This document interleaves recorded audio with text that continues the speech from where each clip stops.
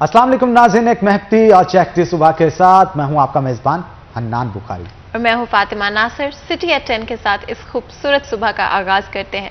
उम्मीद करती हूं कि आप सब लोग खैरियत से, आपकी फैमिलीज भी ठीक है, अपना भी बहुत बहुत ख्याल रखें और अपनी फैमिलीज का और अपनी सेहत का भी बहुत बहुत ख्याल रखें। देखें जी, सबसे ज़्यादा ज़रूरी होता है ज़िंदगी में अपना ख्याल रखना, अपनी मेंटल हेल्थ का ख्याल रखना। इसी वजह से कोई टैलेंट या कोई हैबिट जब होती है आपकी जो कि आपको पीसफुल फील कराती है, आपको अच्छा फील कराती है, तो हमेशा उसको परस्यू करना चाहिए। हमेशा मैं आपको इनकरेज करूंगी कि आप खुद भी उसको परस्यू करें और हो सकता है कि आपके उस टैलेंट के थ्रू कोई और इंस्पायर होकर अपने टैलेंट पर काम करना शुरू करते हैं। इसीलिए हमें वीडियो जरूर भेजा करें ताकि हम अपने शो के अंदर उनको ऐड कर सके और लोग जो हैं उस वीडियो को देखकर हो सकता है एक तो पसंद भी करें आपके काम को, आपको भी इंकरेजमेंट मिलेगी और हो सकता है उनको खुद भी इंकरेज फील हो और वो अपने आर्ट के ऊपर, अपने पैशन के ऊपर जो है वो काम करना शुरू कर दे। तो आज हम शो में ऐड कर रहे हैं मुन्नज़्ज़ा बतूल का टैलेंट। तो देखते हैं जी वीडियो के अंदर के क्या वो दिखा रही है। तेरी ज़मीं के ये चांद तारे हैं जिनकी आँखों में प्यार तेरा, सदाकतों के दिए जलाकर बढ़ा रहे हैं वक़ार तेरा। गवाह रहना, गवाह रहना, वतन की मिट्टी गवाह रहना, गवाह रहना। मुनज़्ज़ा, वतन की मट्टी गवाह रहना। और इसी तरह आप प्रैक्टिस करती रहें, मजीद अपनी आवाज़ को निखारें और इंशाअल्लाह ताला एक वक्त आएगा कि आप सिंगिंग के अंदर अपना एक मुकाम जो है वो बना पाएंगी। तो यहाँ पे मैं एक और चीज़ लाजमी तौर पे मेंशन कर दूं कि आपके अंदर जो भी टैलेंट मौजूद है उसके लिए आपकी स्क्रीन के ऊपर जो नंबर दिया जा रहा है उस पर अपने टैलेंट की 30 सेकंड की वीडियो बना के व्हाट्सएप करें और व्हाट्सएप करने के बाद आप की बर्थडे सेलिब्रेशन जो हैं उनको भी सेलिब्रेट किया जा सकता है और उन सेलिब्रेशंस को हम मनाने के लिए आपको प्लेटफॉर्म मुहैया कर रहे हैं। उस प्लेटफॉर्म को यूटिलाइज करने के लिए आपको वीडियो अपनी बनानी होगी और व्हाट्सएप करनी होगी उस नंबर पे जो कि आपकी स्क्रीन के ऊपर दिया जा रहा है। तो आगे बढ़ते हैं जनाब। एक सर्वे हुआ पूरी दुनिया के अंदर, उस सर्वे के जरिए यह देखा गया कि पाकिस्तान भर में और बाकी दुनिया के अंदर खूबसूरत तरीन मसाजिद कौन सी है, उन मसाजिद को नोट किया गया और नोट करने के साथ साथ कुछ पोजीशन सेट की गई। पाकिस्तान के अंदर अगर देखा जाए तो खास तौर पे ट्रैवल पाकिस्तान की तरफ से जो रेट किया गया फैसल मस्जिद को, हमारी जो इस्लामाबाद के अंदर मौजूद है, जैसा कि आप देख भी सकते हैं, वो फैसल मस्जिद को दुनिया भर के अंदर 16वें नंबर पे जो है वो काउंट किया गया। और इसकी खूबसूरती को देखते हुए, इसके 4 मीनारों को देखते हुए, इसकी अंदर की खूबसूरती को देखते हुए, इसकी कंस्ट्रक्शन को देखते हुए, इसके डिज़ाइन को देखते हुए ये रेटिंग जो है वो की गई है। और हमारे लिए ये प्राउड की बात है कि ये पाकिस्तान के अंदर जो है वो वाक़या है। तो आज ये तो थी वो मुनफरिद चीज़ें जो वक्तन फ़वक्तन आपको दिखाते रहते हैं, लेकिन शहर की सूरत हाल के हवाले से भी लाजमी तौर पे आज गुफ्तगू करेंगे क्योंकि बल्दियात बहाल हो चुका है और बहुत सारे मसाइल का सामना बल्दियाती नुमाइंदों को भी है और इसके साथ साथ ख़ास तौर पर नुमाइंदों से हटके हमारी आवाम को बहुत सारे मसाइल का सामना है।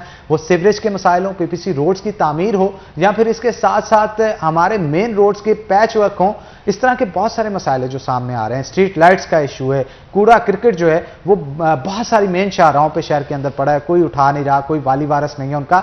शहरियों का ये कहना है कि मसाइल अपने लेके जाएं तो जाए कहां, किसको सुनाएं अपने दिल का हाल, जो इस दिल के जख्म जो हैं उनको हरा करने की बजाय इसके मरहम पट्टी का काम करे। तो मौजूदा सूरत हाल में तो कहीं पे भी मरहम पट्टी जो है इस हवाले से मिलती हुई नजर नहीं आ रही। तो आज हमारे शहर के इन मसाइल के हवाले से गुफ्तगू करने के लिए हमने दावत दे रखी है। हमारे साथ मौजूद होंगे हमारे सिटी 41 के ब्यूरो चीफ, 24 के ब्यूरो चीफ फैसलाबाद के हमारे साथ जफर डोगर साहब मौजूद हैं। किसी तारुफ के मोहताज नहीं, फैसलाबाद ही नहीं बल्कि पाकिस्तान भर के बहुत बड़े एक सहाफ़ी हैं और बड़ा नाम है इनका, मेरे उस्ताद मोहतरम भी हैं। तो वेलकम करते हैं सर शो के अंदर आपको। सर, शहर के मसाइल के हवाले से आप बताइएगा, आपकी भी गहरी नज़र है, कहीं पे सीवरेज का मसाइल है, कहीं पे रोड्स टूटे फूटे हैं, आबादी शहर की बढ़ती चली जा रही है, इंफ्रास्ट्रक्चर वही पुराना है, ट्रैफिक के इश्यूज हैं, पार्किंग प्लाजा नहीं है, इश्यूज तो इतने कि हम बोलने शुरू हों तो ख़त्म ही ना हो। ख़त्म इसको करना है गवर्नमेंट ने, गवर्नमेंट की तरजीहात सियासत पे नज़र आती है, काम पे काम तरजीहात जो है वो नज़र आती है, क्या कहेंगे इस हवाले से आप? बहुत शुक्रिया हनान। हमेशा शहर के मसाइल को लेकर आप बहुत अच्छी डिबेट करवाते हैं, मेहमानों से पूछते हैं और अपनी स्टाफ मेंबर्स जो हैं हमारे उनको भी मदऊ करते हैं आप। और सिटी 41 के प्लेटफार्म से हम जितने इश्यूज़ उजागर करते हैं उनमें से बहुत सारे हल भी होते हैं। लेकिन अनफॉर्चुनेटली इस गवर्नमेंट में हुआ ये कि आप जो मर्जी बोल लें, जो मर्जी लिख लें, जो मर्जी मसाइल दिखा लें, यूँ लगता है कि इनके पाँव पे जूं, इनके कानों पे जूं तक नहीं रेंगती। जो हाल 2018 में जब ये आए फैसलाबाद का था, उससे बहुत बुरी हालत में इस वक्त फैसलाबाद मौजूद है। वो इसकी सड़कें हों, इसकी गलियां हों, सीवरेज का सिस्टम हो, फ्राहमी और निकासी या ये उसका निज़ाम हो, सैनिटेशन के मसाइल जो, कूड़े करकट के मसाइल हों, और सीवरेज के साथ साथ जो स्ट्रीट लाइट्स के इश्यूज़ हैं, और जो चौकों और चौराहों की रीस्ट्रक्चरिंग और रीडिज़ाइनिंग के इश्यूज़ हैं, किसी एक इश्यू को भी इन्होंने एड्रेस नहीं किया। वज़ीर आला पंजाब 3 बार फैसलाबाद का दौरा करके गए, 3 बार यहाँ अनाउंस किया। एक बार प्राइम मिनिस्टर की मौजूदगी में उन्होंने फैसलाबाद के लिए एक पैकेज का ऐलान किया, कोई 13 अरब का पैकेज जो बड़ा उनका मशहूर हुआ। आज तक नौबत नहीं आई कि उसमें से किसी एक पाई का भी उसके अमल दरामद हो सके, किसी एक भी प्रोजेक्ट पे। इसे क्या कहेंगे कि तवज्जो नहीं है, इनके पास वसाइल की कमी है, नए वसाइल जनरेट नहीं कर सकते, या मिसमैनेजमेंट है। सब कुछ है, ऐसे ही वसाइल भी नहीं है, नए जनरेट भी नहीं किए, और मैनेजमेंट भी इनसे नहीं हो रही। एक वक्त था कि एक जो डिप्टी कमिश्नर होता था उसका इतना रोब और दबदबा होता था कि बाकी महकमे पूरी तरह से, पूरी एफिशिएंसी के साथ काम कर रहे होते थे, क्योंकि उस पे वज़ीर आला सेक्रेटेरिएट का प्रेशर होता था, और वो अपने एक एक अमल के लिए खुद को जवाबदेह महसूस करता था। और अब ये है कि गवर्नेंस या होती है या नहीं होती, मतलब ये नहीं होता अच्छी या बुरी वाली बात ही नहीं है, या उसका वजूद होता है रियासत का और मशीनरी का, रियासती मशीनरी का, या नहीं होता। अब ये है कि हुकूमत रियासत है, रियासती अदारे हैं, एक हुकूमत है, लेकिन कुछ भी नहीं है, बज़ाहिर कुछ भी नहीं लगता। कोई इनके MNAs MPs को बुला के देख लें, इनको इनवाइट करके देख लें कि आपने क्या किया इन सालों में। बाकी मुल्क को छोड़ें, फैसलाबाद को सामने रख लें और हमें बता दें कि आपने क्या नया किया, और जो पुराना फैसलाबाद आपको मिला था उसको मजीद अच्छा बनाने में आपने कोई एक प्रोजेक्ट, कोई एक मंसूबा, कुछ भी नहीं है, वो पीछे को गए हैं। तो ये प्रॉब्लम है, ये हमें दुख है। तो बहुत सारे हैं, लेकिन असल अगर हम बात करें सॉल्यूशंस के बारे में, अगर हम बात करें कि गवर्नेंस तो नहीं है हमारी गवर्नमेंट की तरफ से, इन द पास्ट 2 इयर्स जो है मसलों को सॉल्व नहीं किया गया, बल्कि उनको वैसे ही रहने दिया गया, जिसकी वजह से वो और ख़राब से बद से बदतर होते गए। तो लेकिन अगर एक सोल्यूशन के बारे में सोचें, अगर हम इन द कमिंग फ्यूचर, आगे आने वाले वक्त में क्या किया जा सकता है, इदारों की तरफ से क्या किया जा सकता है, लोगों की तरफ से, और एज जर्नलिस्ट हम कैसे इस इशू के ऊपर अवेयरनेस क्रिएट कर सकते हैं कि हम सोल्यूशन की तरफ बढ़ें और जो फैसलाबाद के मसाइल हैं उनको सॉल्व कर सकें। फातिमा, बहुत अच्छा लगा, आप एक पॉजिटिव डायरेक्शन में आगे बढ़ने की बात करती हैं और सोल्यूशन की तरफ आने की बात करती हैं।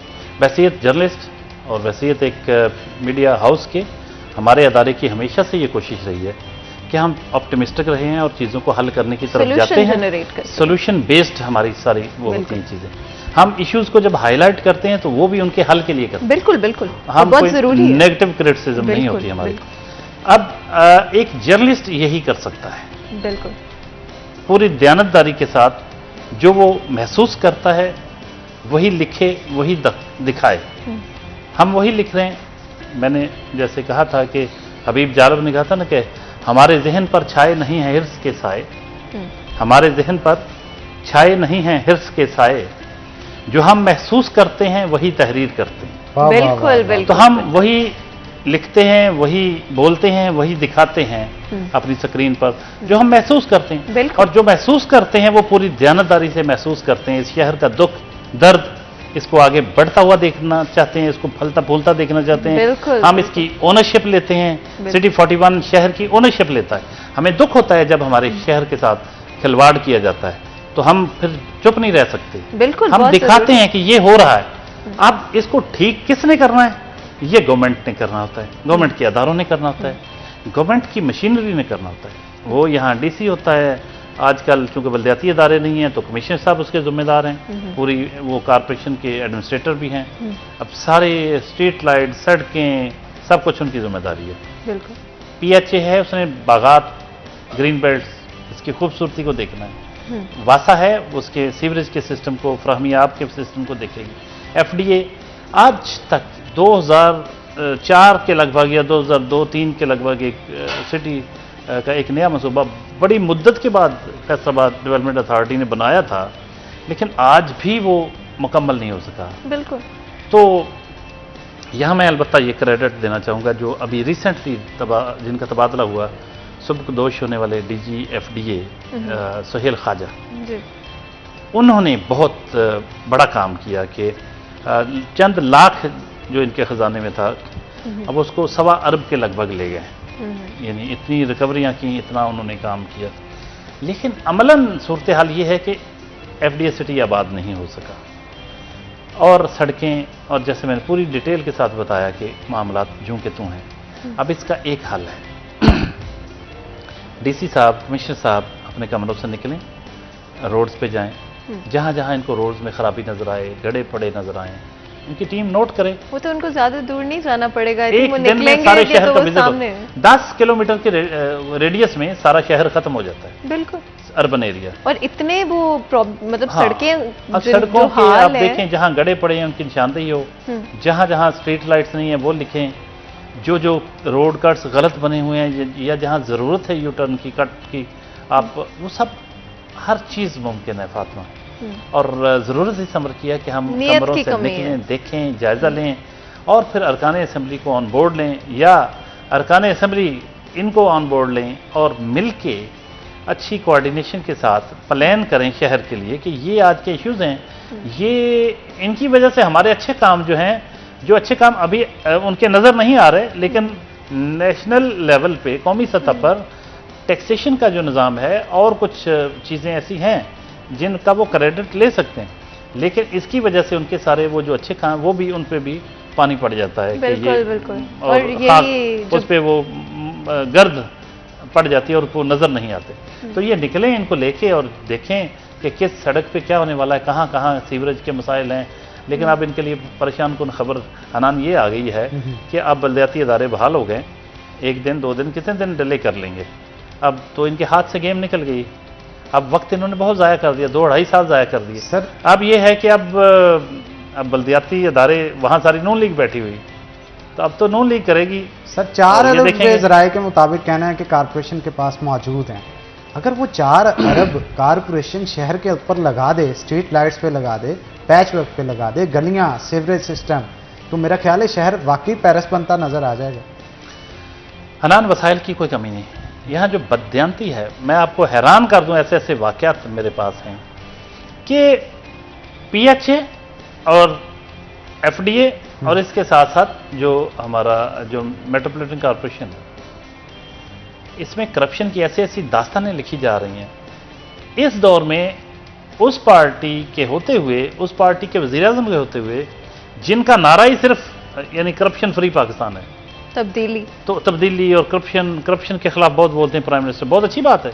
करप्शन तो बहुत बुरी बात है ना, नहीं होनी चाहिए, वो सही कुड़ते हैं, लेकिन उनके दौर में और ज़्यादा बढ़ रही है, उनके अदारों में बढ़ रही है, पुलिस में बढ़ रही है, हर जगह रेट लगे हुए हैं, काम करवाने के रेट हैं। और करप्शन एक एक चीज़ से, अभी पीएचए के पास, अब वो उनके कागज़ों में देखें, उनके रिकॉर्ड में 100 से ज़्यादा 100 के लगभग बोर्ड हैं जो लगे हुए हैं, जबकि हज़ारों बोर्ड लगे साइन बोर्ड शहर में। उसका पैसा कहाँ जाता है? एनओसी देते नहीं। क्यों नहीं देते? कि जिनको एनओसी देंगे वो रिकॉर्ड पे आ जाएगा, फिर वो पैसे सरकार के खाते में जाएंगे।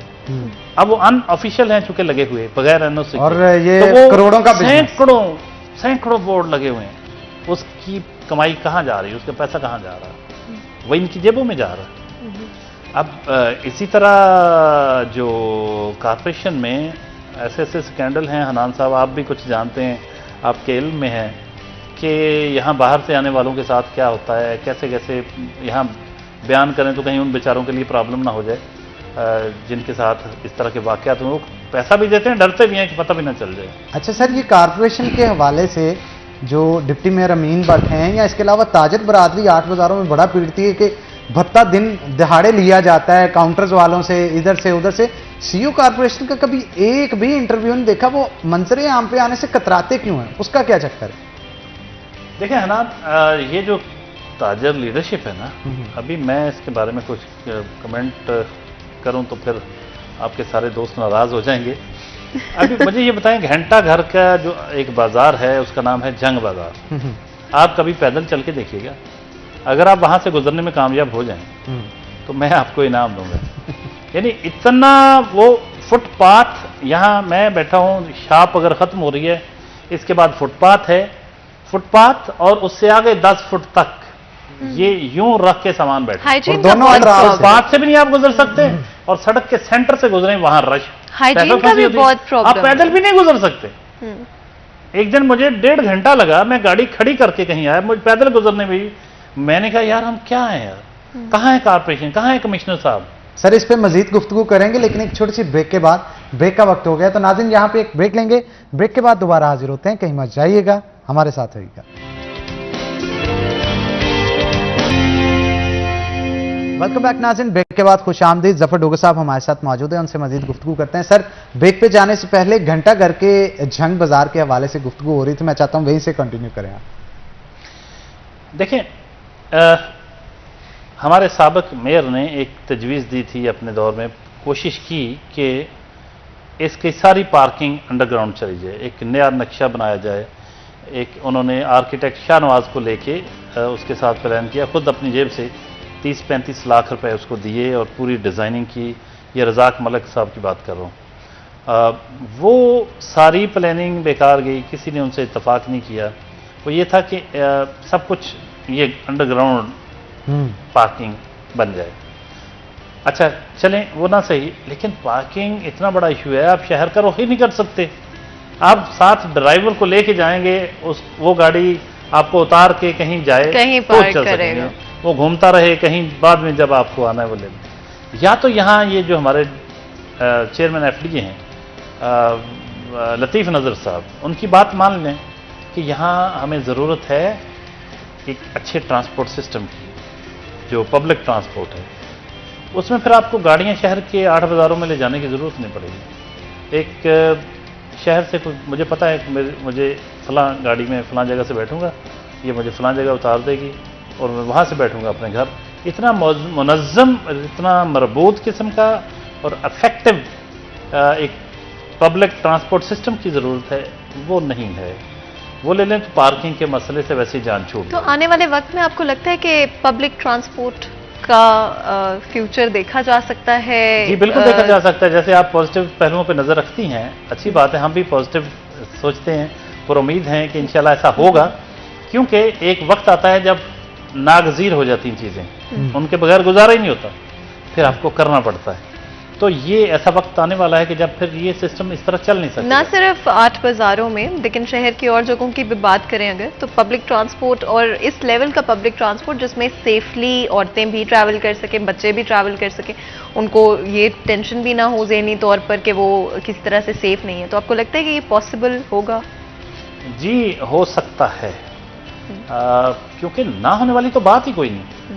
अब थोड़ा सा आप माइंड अप्लाई करें तो हो सकता है। हमने मोटरवे बनाई है, मोटरवे पे अच्छे रूल्स मुतारफ करवाए, लोग वहाँ अच्छा बिहेव करते हैं। यहाँ भी आप एक विजन के साथ आएँ, लोग इंप्रेस होते, फौरी कोऑपरेट करते हैं। हमारे ये एक खूबी मैंने देखी है हमारी कौम की, कि हम जब कोई हमें अच्छाई की तरफ ले जाता है, कोई ऐसी ऑप्शंस देता है कि अगर आप इस तरह कर लें तो आप ये हम सब सहूलत में आ जाएंगे, तो करते हैं वो।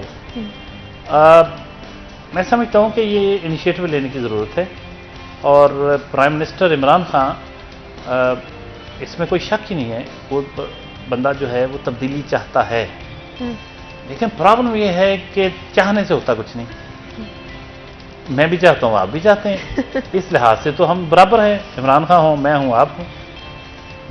मसला ये है कि उसको एग्जीक्यूट करें, अपने जो ख्वाहिशात हैं, अपने जो ख्वाब हैं, जो आपके जहन में एक प्लान है, विजन है, उसको मटेरियलाइज करना ही तो असल कमाल है।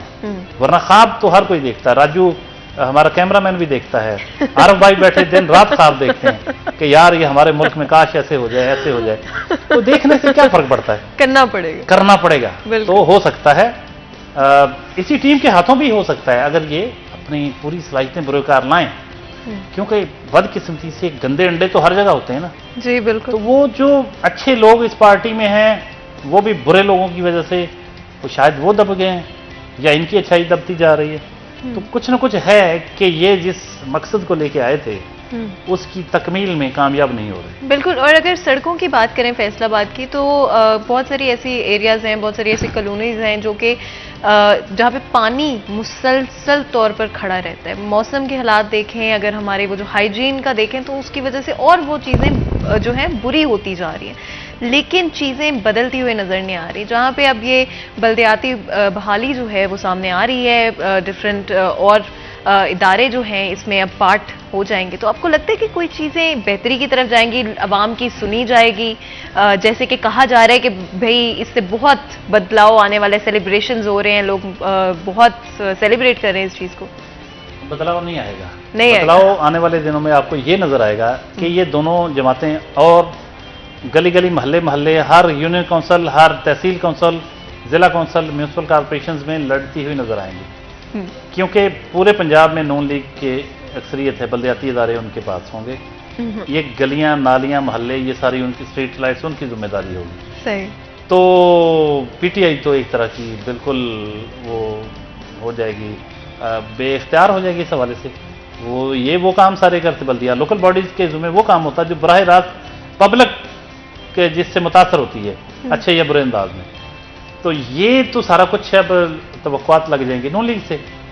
अब क्या होगा कि ये उनके इख्तियारात कर्टेल करने की कोशिश करेंगे और वहीं से पढ़े शुरू होंगे, या उनको देंगे कुछ नहीं तो फंड्स ना देंगे तो वो क्या कर, लेकिन ये होगा कि वो मीडिया के जरिए अपनी मजलूमियत का रोना रोंगे कि देखें जी ये तो कहते थे कि हम जीतने वाले हारने वाले सबको फंड्स देंगे, तो लेकिन हम नया कल्चर मुतारफ कराएंगे, ये तो हमें फंड्स ही नहीं दे रहे हैं, सब कुछ रोक लिया, ये जो हम क्या करें, हम तो आवाम की खिदमत करना चाह रहे हैं, ये हमें फंड्स नहीं दे रहे। तो ये एक लड़ते झगड़ते हुए नजर आएंगे।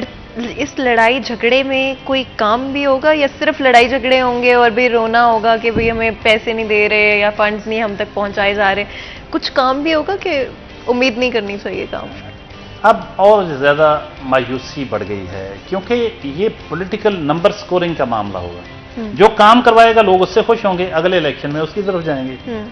तो ये तो नहीं, पीटीआई नहीं चाहेगी कि ये काम करवाने का क्रेडिट नून लीग ले जाए। सर इससे एमपी एमएनए कितने मुतासर होंगे? बुरी तरह मुतासर होंगे, क्योंकि आजकल फंड्स उनके जरिए लग रहे हैं, बल्दियात बहाल हो जाएं तो उनके जरिए लगते हैं। तो ये बड़ी दिलचस्प सूरत हाल होगी। अब ये कोशिश करेंगे कि लेजिस्लेशन के जरिए बल्दियाती इदारों के इख्तियारात कम कर दिए जाएं और वो फिर किसी न किसी तरीके से डिप्टी कमिश्नर्स कुछ ऐसा पेचीदा काम कर दें कि जिसमें किसी न किसी तरह से अरकान असम्बली का अमल दखल बढ़ा दें कि फंड्स उनके जरिए लगेंगे। तो जितना ये इसको पेचीदा बनाएंगे उतना ही अवाम के मसाइल बढ़ते जाएंगे, बेलहर अवाम फिर मजीद उसमें मुतासर होंगे। इसलिए बेहतरीन सूरत ये है कि दोनों अफाम व तफहीम के साथ आगे बढ़ें, मिलकर शहर की खिदमत करें, लेकिन इसका कोई इम्कान नज़र नहीं आता क्योंकि कौमी सतह पर जो पॉलिसी जिस तरह मुहाजराई चल रही है पीडीएम की और गवर्नमेंट की, तो कैसे मुमकिन है कि नून लीग जो है वो बल्दियाती इदारों में डिस्ट्रिक्ट गवर्नमेंट्स जो हैं उनसे तावन करें डीसीज वगैरह से, क्योंकि पिछला जो ऑर्डिनेंस है, जो एक्ट है, उसमें तो सारे इख्तियारात इनके पास हैं बल्दियाती इदारों के पास। तो वो पीटीआई नहीं चाहेगी कि इनके जरिए फंड्स लगें, ये नहीं चाहेंगे कि वो हमारे काम में मुदाखलत करें। तो इसमें एक नई टसल शुरू होगी और फिर बुरा होगा, अच्छा नहीं होगा। सर मेट्रो का फैसलाबाद में आना मुमकिन लगता है? क्योंकि पिछले दिनों बात की जा रही थी शायद शहबाज शरीफ होते तो फैसलाबाद में इम्प्लीमेंटेशन इसकी पॉसिबली हो सकती थी, लेकिन इन फ्यूचर क्या लगता है? देखें, शहबाज शरीफ साहब ने ऐलान तो किया था, लेकिन खुद उन्हीं की पार्टी के अंदर से मुखालफत हो रही थी मेट्रो की कि ये फैसलाबाद में फिजिबल नहीं है ये मनसूबा। मैंने देखा कुछ मिनिस्टर्स भी इसके मुखालफ थे कि यार वो अनाउंस तो उन्होंने कर दिया लेकिन फैसलाबाद में मेट्रो जो है इसकी ज़रूरत नहीं है। हमारे यहाँ दूसरा जो वैसे एक ट्रैफिक निज़ाम लाया जाए पब्लिक ट्रांसपोर्ट का, लेकिन मेट्रो के लिए हमारी सड़कें फिजिबल नहीं हैं। तो उसी दौर में इस पे काम शुरू ही नहीं हो सका था, आगे नहीं बढ़ सका था। इसलिए इसके अमल दरामद उस पर ना होने का इल्ज़ाम मौजूदा हुकूमत को नहीं दे सकते। मुस्तकबिल में भी मेट्रो की तरह का मंसूबा नहीं आएगा। अगर आया तो पब्लिक ट्रांसपोर्ट का कोई और इन्हीं सड़कों पर रहते हुए कोई बेहतर सिस्टम लाया जा सकता है। मैं समझता हूँ गवर्नमेंट को अपने उस MPA जो इमरान खान साहब के बड़ा करीब समझा जाता है और वो जो इस वक्त चेयरमैन FDA है लतीफ़ नज़र गुज्जर, उसकी बातों की तरफ तवज्जो देनी चाहिए। वो बड़ा ज़बरदस्त सोच रहे हैं इस बार कि शहर में पब्लिक ट्रांसपोर्ट का एक इफेक्टिव निज़ाम लाया जाए। फिर हमारे ना पार्किंग प्लाज़ों की ज़रूरत रहेगी, ना हमें पार्किंग के इश्यूज़ का, और ये जो रश जितना नज़र आता है ये इस तरह से आपको नहीं नज़र आए। क्योंकि जब मुझे पता होगा कि मैं बस में बैठ के अच्छे तरीके से सफ़र करते हुए पहुंच जाऊंगा और वापस आ जाऊंगा, तो ये जो इतना हर बंदा गाड़ियों लेके जाता है वो गाड़ियों पे जाने की ज़रूरत नहीं पड़ेगी। सर बजट भी चाहिए होगा ना इसके लिए, तो गवर्नमेंट तो जो ऐलानात करके गई है वो बजट नहीं दे रही, ये वाले कहाँ से देगी? देखें, ये तो पब्लिक प्राइवेट पार्टनरशिप के तहत हो सकता है ना। इस पर इनका खर्चा खुद अपना कोई नहीं आना इतना। ये public transport, public private transport की सूरत में भी हो सकती है कि आप उसको, क्योंकि सस्टेनेबल किसी मंसूबे के सस्टेनेबल होने के लिए ज़रूरी है कि उसको इस तरह से करें कि जो मुस्तकिल तौर पर वो अपना बोझ खुद उठा सके। बिल्कुल आप ठीक कह रहे हैं सर, इस पे मजीद भी गुफ्तगू करेंगे लेकिन एक छोटी सी ब्रेक के बाद। तो नाज़रीन यहाँ पे ब्रेक लेंगे, ब्रेक के बाद दोबारा हाजिर होते हैं, कहीं मत जाइएगा, हमारे साथ रहिएगा। वेलकम बैक नाज़रीन, ब्रेक के बाद खुश आमदीद। जफर डोगर साहब हमारे साथ मौजूद है, मजीद गुफ्तगू उनके साथ करेंगे। सर, शहर की क्राइम की सूरत हाल के हवाले से आप क्या कहेंगे? जो जुराइम बढ़ रहे हैं उससे जो पुलिस की कारकर्दगी है उससे मुतमिन नजर आते हैं? देखें, मुतमिन हरगिज़ नहीं हूँ, क्योंकि हमारे यहाँ स्ट्रीट क्राइम काफ़ी है और इसके अलावा सोशल जो प्रॉब्लम्स आ रहे हैं जिसमें बच्चों के साथ वाक़यात बदफेली के बढ़ रहे हैं, बच्चियों के साथ, माइनर्स के साथ रेप के वाक़यात बढ़ रहे हैं। इसके साथ साथ डकैतियाँ भी हो रही हैं, चोरियाँ भी हो रही हैं, राहज़नी के वाक़यात हैं, ख़वातीन के साथ बदसलूकी के वाक़यात में इजाफ़ा हुआ है, मर्डर्स हो रहे हैं।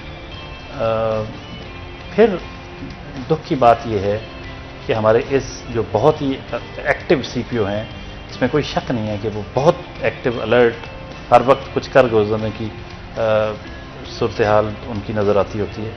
लेकिन इसके बावजूद जो इस वक्त खबरें गर्दिश कर रही हैं कि फैसलाबाद पुलिस में करप्शन का लेवल बहुत बढ़ गया है, वो बड़े दुख की बात है, बहुत परेशानी की बात है।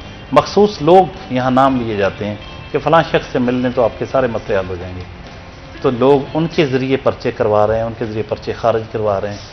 ये फैसलाबाद पुलिस के ज़िम्मेदारान को इस बारे में सोचना चाहिए कि इसकी नौबत क्यों आई। एक अच्छा भला जो चल रहे हैं आपकी शोहरत दागदार क्यों होने लगी है? क्या ये इश्यूज पहले से नहीं चलते आ रहे थे? क्योंकि करप्शन के इश्यूज तो पहले भी थे, क्या अब वो ज़्यादा हो गए? देखिए, मैं एक जब बात करता हूं तो मुझे वो कहते हैं ना कि पहला पत्थर कौन मारेगा। जब आप किसी पे इल्ज़ाम लगा रहे हैं कि ये बड़ा मशहूर वाक़या ना कि किसी शख्स को उनको कहा कि ये रेपिस्ट हैं या दोनों जो थे गुनाहगार, उनको करार देकर मेल फीमेल को संसार करने का हुक्म हुआ, तो जब कहा गया जी कि जब सारे पत्थर मारने लगे तो कहा गया कि पहला पत्थर वो मारेगा जिसने सारी ज़िंदगी खुद ये काम ना किया होगा। तो वो जो पत्थर उठाए हुए थे वो वहीं पत्थर नीचे आ गया सारे। ठीक, हम लोग मुआशरे के अगर नाकद हैं, इस हुकूमत के नाकद हैं, तो सबसे पहले हमें खुद को अच्छे रोल मॉडल के तौर पर पेश करना है। बिल्कुल। अगर ये गवर्नमेंट तब्दीली की दावेदार है, अगर तमाम मसाइल की खराबियों की जिम्मेदार पिछली हुकूमतों को करार देती है, अगर तब्दीली का दावा करती है, तो इसका अपना दामन साफ होना चाहिए, इसके अपने अफसरों का दामन साफ होना चाहिए। उनको इस तरह की एक्टिविटीज़ में इन्वॉल्व नहीं होना चाहिए, इस तरह की करप्ट प्रैक्टिसेस जो हैं उसका हिस्सा नहीं बनना चाहिए।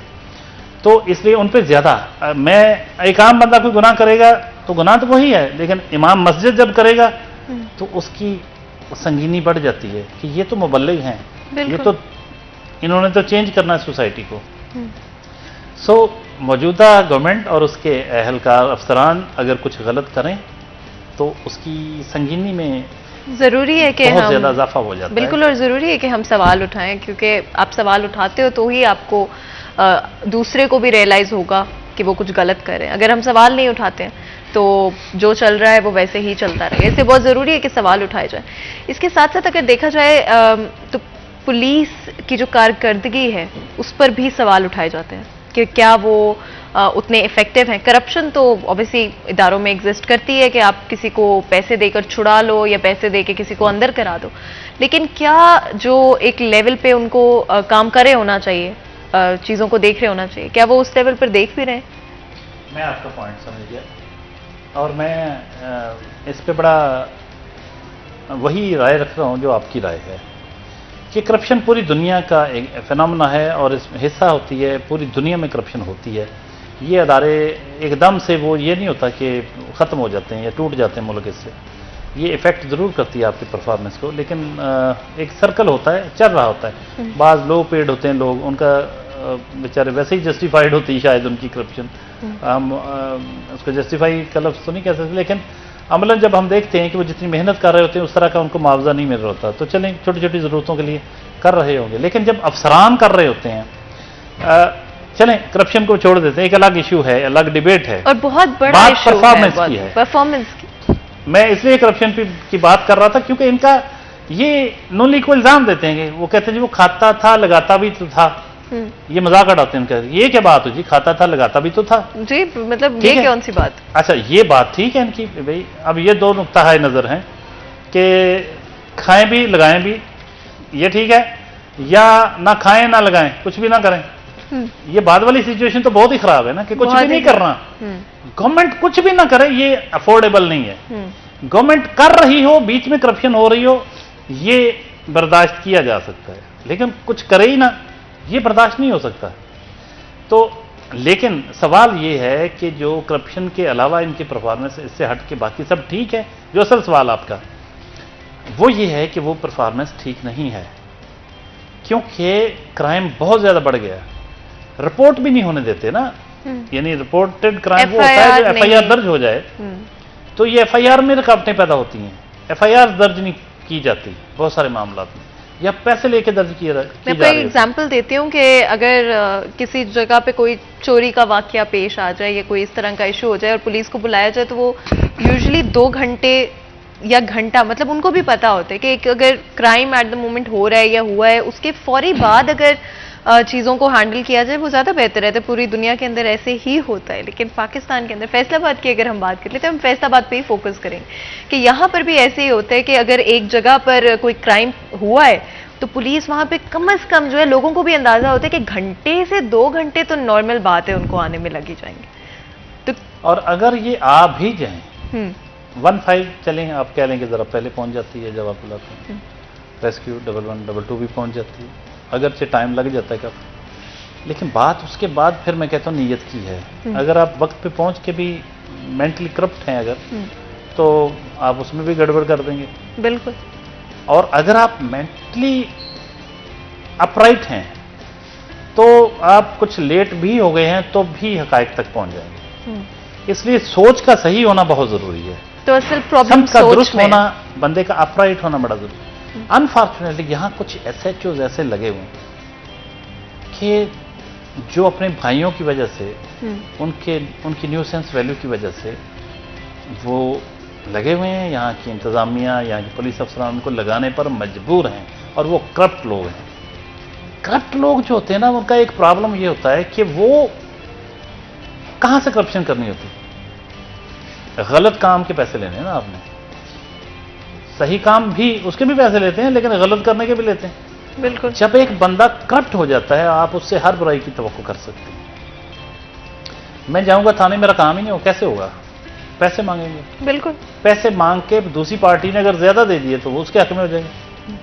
जब म्यार ही कोई ना हो, जब पैसा ही म्यार हो, तो फिर प्रॉब्लम होती है, फिर मसाइल हल नहीं हो सकते, मसाइल उलझते जाते हैं। तो सबसे बड़ा इशू जो सॉल्व करने की हमें ज़रूरत है वो करप्शन है। हमारी जो एक नीयत शायद ख़राब हो गई है, हमारे इदारों के लोगों की एक उनकी ओवरऑल जो सोच है उसके अंदर जो खराबी पैदा होगी उसको सही करना बहुत ज़रूरी है। ये सारी चीज़ें ना उम्मीद कर देती हैं एक इंसान को। आई एम श्योर हमारी ऑडियंस जो सुन रही होती है, सच है और ज़रूरी है उनको पता हो, हकाइक पता होना बहुत ज़रूरी है, क्योंकि अगर आपको हकीकत पता नहीं है आप उसको सॉल्व नहीं कर सकते, तो पता होना बहुत ज़रूरी है। लेकिन मेरी हमेशा कोशिश रहती है कि आप पॉजिटिव रहें, चीज़ों को अच्छा तरीके से, मतलब ये तो हमें पता है कि ये हकाइक है और पता होना चाहिए, लेकिन उनको सॉल्व कैसे किया जाए ये भी हम जहन में रखें और कोशिश करें कि अगर हम फौरन चीज़ों को बेहतर नहीं कर सकते तो आने वाले वक्तों में हम कोशिश करें कि स्टेप बाय स्टेप चीज़ों को बेहतर लेकर चलें। तो आज के नौजवान को अगर आप कोई नसीहत दे सकें, या आप शायरी बहुत अच्छी आप सुनाते हैं हमेशा, बड़ी इनकरेजिंग मुझे लगती है, बड़ी अपलिफ्टिंग लगती है, तो उस हवाले से अगर आप कुछ सुनाना चाहें या कुछ नसीहत देना चाहें आज के नौजवान को। देखिए, बात यह है कि नसीहत का लफ्ज़ जो है ना, ये बहुत बड़ा है। एक सिर्फ इतना कहूँगा कि एक अंदाज़ फ़िक्र अपना बदलने की ज़रूरत है, चीज़ों को देखने का अंदाज़ बदलने की ज़रूरत है। आपकी बातें बहुत खूबसूरत हैं कि हमें ऑप्टिमिस्टिक होकर कुछ मायूस होने की बजाय आगे बढ़ने के रास्ते तलाश करने चाहिए कि किस तरह आगे बढ़ सकते हैं। इसके लिए हमेशा मुस्बत पहलुओं पर नज़र रखना ज़रूरी होती है। मैं इसका बड़ा ज़बरदस्त हामी हूँ इस शक्ल में, इस सूरत में, कि वो जो कहते हैं कि पहले भी बहुत दफ़ा ये बात हुई है और बात वो इतनी खूबसूरत है कि वही बार बार करने को जी चाहता है कि शिकवाए जुल्म ते शब से तो कहीं बेहतर था, हम अपने हिस्से की कोई शम्मा जलाते जाते। शायद कोई एक लफ्ज़ आगे पीछे होगा वो, हम अपने हिस्से की कोई शम्मा जलाते जाते। बहुत खूबसूरत। ये शिकवों से, गिलों से, उसकी बजाय अपने अपने हिस्से की क्षमा जलाएं। बिल्कुल आप ठीक कह रहे हैं, जहां बैठे हैं वहां अपना अपना रोल अदा करें। बिल्कुल आप ठीक कह रहे हैं और यही हमें करना चाहिए। सबसे पहले इनिशिएटिव अपने आप से लेना चाहिए। बहुत शुक्रिया सर आज के शो में आपका आने के लिए। इसी के साथ नाज़रीन एक ब्रेक लेंगे, ब्रेक के बाद दोबारा हाजिर होंगे। कहीं मत जाइएगा, हमारे साथ रहिएगा।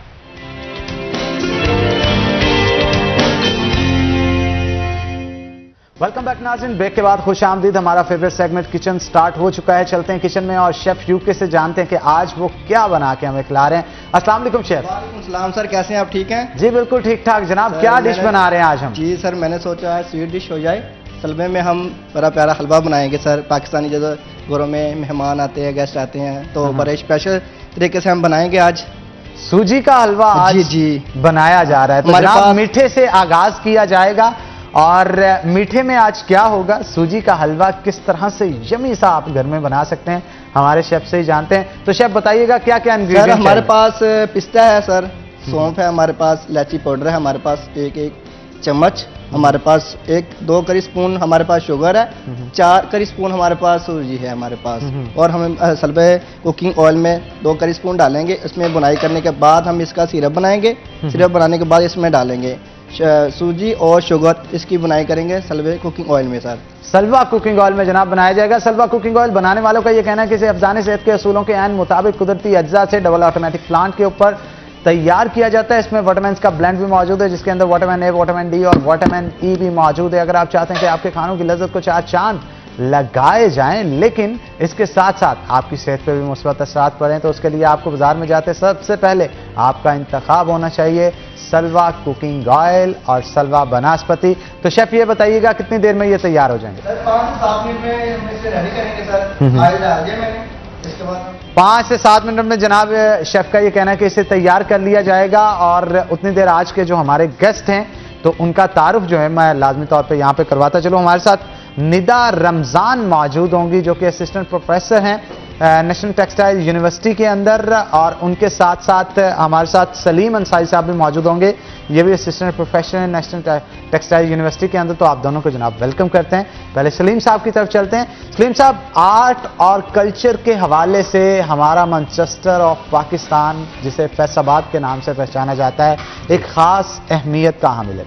ये कहा जाता है कि यहाँ की मट्टी इस कदर जरखेज है कि बहुत सारे अनमोल नगीने वक्तन फवक्तन उगलती रहती है, जो कि दुनिया भर के अंदर अपनी रोशनी से मुनव्वर करता है इस शहर के नाम को। क्या कहेंगे हमारे आर्ट और कल्चर के हवाले से, कितना इनरिच है ये खित्ता, कितना इनरिच है ये शहर फैसलाबाद? जी शुक्रिया अनान भाई। मैं ये समझता हूँ कि फैसलाबाद हर हवाले से, अगरचे ये नया सिटी है बाकी पाकिस्तान के शहरों के लिहाज से, लेकिन यहाँ के टैलेंट की बात करें तो मेरा ख्याल है कि पूरे पाकिस्तान में बल्कि पूरी दुनिया में जो है यहाँ से टैलेंटेड लोग गए हैं। बहुत बड़े बड़े नाम फैसलाबाद में पैदा हुए हैं, जिसमें सबसे बड़ा नाम नुसरत फ़तेह अली खान का है जो फैसलाबाद से थे। इस तरह और बहुत सारे आर्टिस्ट हैं जो फैसलाबाद में उन्होंने काम शुरू किया, फिर नेशनल लेवल पे वो पहुँचे, इंटरनेशनल लेवल पे काम किया। तो मैं जब पढ़ रहा था पंजाब यूनिवर्सिटी में फाइन आर्ट डिपार्टमेंट में, तो वहाँ के लोगों का एक कॉन्सेप्ट था फैसलाबाद के लोगों के बारे में। तो वो कहते हैं कि फैसलाबाद से जो लोग आते हैं ये बहुत टैलेंटेड होते हैं, काम के हवाले से भी और जुगतों के हवाले से भी। तो ऐसी बात करते हैं कि बंदा जो है वो इम्प्रेस हुए बगैर नहीं रह सकता। कॉन्फिडेंट होते हैं, कॉन्फिडेंट भी होते हैं और खुश मिजाज भी होते हैं, इसके साथ साथ टैलेंटेड भी होते हैं। और ऐसा टैलेंट हमने नहीं देखा।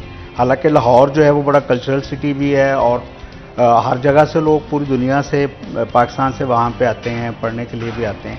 लेकिन मैंने देखा कि हमारे फैसलाबाद के जो लोग थे, फैसलाबाद के जो स्टूडेंट्स थे, वो वहाँ पे अपर हैंड थे और मतलब काम के हवाले से भी और दूसरी एक्टिविटीज़ के हवाले से भी फैसलाबाद, मैं ये समझता हूँ कि इसकी मिट्टी बड़ी ज़रखेज़ है। यहाँ पे जो है वो हर किस्म के फ़नकार, अगरचे मौके कम रहे हैं हमेशा, और मुझे खुशी हुई है कि आपने जो प्लेटफॉर्म एक शुरू किया है जिससे लोगों को मौका मिल रहा है और फैसलाबाद के लोग जो हैं, जो टैलेंटेड लोग हैं, उनको एक मौका मिलेगा वो सामने आए, क्योंकि टैलेंट का उसी वक्त पता चलता है जब कोई प्लेटफॉर्म हो और वो रिप्रेजेंट हो सके या अपने आप को शो करवा सके। तो मैं ये समझता हूँ, जी, मैं ये समझता हूँ कि फैसलाबाद में बहुत टैलेंट है। अगर इसको मज़ीद मौका मिलेगा तो इंशाल्लाह हम पूरी दुनिया में नाम पैदा करेंगे। बिल्कुल आप ठीक कह रहे हैं। हमारे साथ निदा भी मौजूद हैं, उनके साथ भी गुफ्तगू करते हैं। निदा, आप क्या कहेंगी, हमारे ख़ास तौर पे विजुअल आर्टिस्ट हों या दीगर आर्टिस्ट हों, हमारी यूनिवर्सिटीज़ के अंदर अब एडमिशन्स की तादाद इस हवाले से बढ़ना शुरू होगी। एक वक्त था कि रुझान होता था डॉक्टर्स, इंजीनियर्स या इसके अलावा फार्मास्यूटिकल इंडस्ट्री के अंदर, साइंस के अंदर। अब आर्ट्स में भी वो खोया हुआ मकाम जो है वो अपना पाना शुरू कर दिया है और बहुत सारे आर्टिस्टों की एग्जीबिशंस भी अब शहर भर के अंदर लगती हैं। बहुत सारी एग्जीबिशंस पे आपसे मुलाकात भी होती है। तो एक नया ट्रेंड है जो कि सेट होता चला जा रहा है, इस ट्रेंड के हवाले से बताइएगा। देखिए, जब एक लॉट आएगी एडमिशन के लिए एक किसी भी यूनिवर्सिटी में, किसी भी इंस्टीट्यूट में, तो उसके बाद उनको कोई जगह तो चाहिए जहाँ पे जाके वो अपना काम दिखा सके। सिर्फ इंस्टीट्यूट में तो नहीं दिखाना, अपने कलीग्स को तो नहीं दिखाना, अपने टीचर्स को तो नहीं दिखाना। असल बात तो तब है जब वो कम्युनिकेट करें अपनी सोसाइटी के साथ। सक्सेस तो तब है। तो इसी के लिए एक बहुत बड़ा प्लेटफॉर्म जो है वो फैसल भाई प्रोवाइड कर रहे हैं, स्टोरिया आर्ट गैलरी जो है। तो अब जब वो इस तरह के बच्चों को यहाँ पे लेके आ रहे हैं और वो वहाँ पे एग्जिबिट कर रहे हैं, तो वो एटलीस्ट यहाँ की सोसाइटी में लोगों को पता लग रहा है और फैसलाबाद के लोगों को उनके ही बच्चों का पता लग रहा है। क्योंकि पहले कोई ऐसा प्लेटफॉर्म नहीं था, ऐसी जगह नहीं थी। हाँ, फैसलाबाद आर्ट काउंसिल था, लेकिन उस जगह के कुछ थोड़े से टेक्निकल प्रॉब्लम्स हैं और अब टाइमली वो हो भी रहे हैं। मुझे बड़ी खुशी हुई ये जान के कि पिछले दिनों आजकल वो रेनोवेट हो रही है जगह। तो अब इस तरह की जब प्राइवेट गैलरीज खुल रही हैं तो वो बच्चे जो है थोड़े लाइमलाइट में आ रहे हैं, उनको भी ये थोड़ा हौसला हो रहा है कि हाँ, ऐसी जगह हैं। जब हमने फर्स्ट टाइम इनटेक ली थी, सर को भी बहुत अच्छे से पता है, तो हमारे बच्चों को सबसे ज़्यादा प्रॉब्लम ये आया था कि इसके बाद हम क्या करेंगे। उनसे भी लोगों ने ये सवाल किया था, ये किस फील्ड में आ गए हो तुम, इसके बाद क्या करोगे तुम तो भूखे मर जाओगे, कमाओगे कैसे। क्योंकि असल प्रॉब्लम तो ये ना कि कमाएंगे कैसे। लेकिन जब इस तरह की गैलरीज खुली हैं, ऐसे प्लेटफॉर्म्स उनको मिले हैं, तो अब उन्हें जगह मिल रही है और उनको समझ में आ रहा है कि हाँ, हमारा फ्यूचर है। उनको कुछ रियलिटी समझ में आ रही है। और इनफैक्ट जो हमारे ही यहाँ फैसलाबाद के लोग हैं, उनको भी पता लग रहा है कि हाँ, ये भी एक प्रोफेशन है और आप प्रोफेशनली इसमें जा सकते हो। सिर्फ डॉक्टर बनना या इंजीनियर बनना नहीं होता। और ये बहुत ज़रूरी भी है कि आज की जनरेशन को पता हो कि उनके पास सिर्फ डॉक्टर या इंजीनियर बनने के ऑप्शंस नहीं है, बल्कि वो जो चाहें, जिस फील्ड में चाहें, जाकर अपना नाम बना सकते हैं। और मैं हमेशा कहती हूँ कि क्रिएटिविटी बहुत इंपॉर्टेंट है आज की दुनिया में, इनोवेशन आज की दुनिया में बहुत इंपॉर्टेंट है। बहुत कोई भी फील्ड हो जाए वो नहीं चल सकती अगर उसमें इनोवेशन ना हो, अगर उसमें क्रिएटिविटी ना हो। तो निदा, आपने ज़रूर, आपकी फीमेल स्टूडेंट्स भी होंगी, फीमेल आर्टिस्ट भी होंगी। पहले कहा जाता था कि औरतें जो हैं स्पेशली, उनको आगे मतलब किसी भी फील्ड में, चाहे वो कोई भी फील्ड हो जाए, कोशिश की जाती थी कि ना ही उस तरफ जाएं जी, जो सेफ फील्ड हैं, डॉक्टर हो गया, डॉक्टर बन जाओ बस। तो फीमेल आर्टिस्ट के हवाले से भी बात करें और बताएं कि क्या इस तरफ और औरतें और लड़कियां जो हैं इस फील्ड में आना शुरू हो गई हैं जब से ये अवेयरनेस बढ़ना शुरू हुई है, अपॉर्चुनिटीज़ ज़्यादा हुई हैं। आप आर्ट गैलरी की बात करें, इस तरह की चीज़ों से इनकरेज तो होती होंगी वो। हमारे पास 70% इंटेक्स जो है वो लड़कियों की आती है, इवन एप्लीकेशन में भी। एक तो ये कि हमारी सिलेक्शन में नहीं, इनफैक्ट इनटेक हमारे पास जो आती है वो 70% जो है वो लड़कियों की होती है। और लड़कियों के लिए शायद ये ज़्यादा बेहतर फील्ड है, क्योंकि लड़कियों के अंदर इनबॉर्न एक कलर सेंसिबिलिटी ज़्यादा होती है लड़कों की निस्बत। Sense of observation is very strong in girls. तो वो थोड़ी विजुअलाइजेशन और इमेजिनेशन ज्यादा होती है, तो वो जब उनको एक प्रॉपर एक इस तरह की चीज फोकस करने को मिल जाती है तो वो ज्यादा बेहतर तरीके से उसको लेके आती हैं। अभी इनफैक्ट कल एग्जीबिशन पे जब आपने देखा है तो अगर आप देखेंगे तो मेजॉरिटी लड़कियों ने जो सब्जेक्ट पेंट किया है वो अपने बारे में बात कर रही हैं। उनको जैसे उनको एक प्लेटफॉर्म मिला है कि उनकी आवाज निकल सकती है। वो कैनवस एक्चुअली उनकी आवाज है जो वो निकल रही है। और वो जब इवन शो लग गया और मैं देख रही थी तो मुझे यूं लग रहा था यहाँ से भी एक बच्ची बोल रही है, इधर से भी एक बच्ची बोल रही है।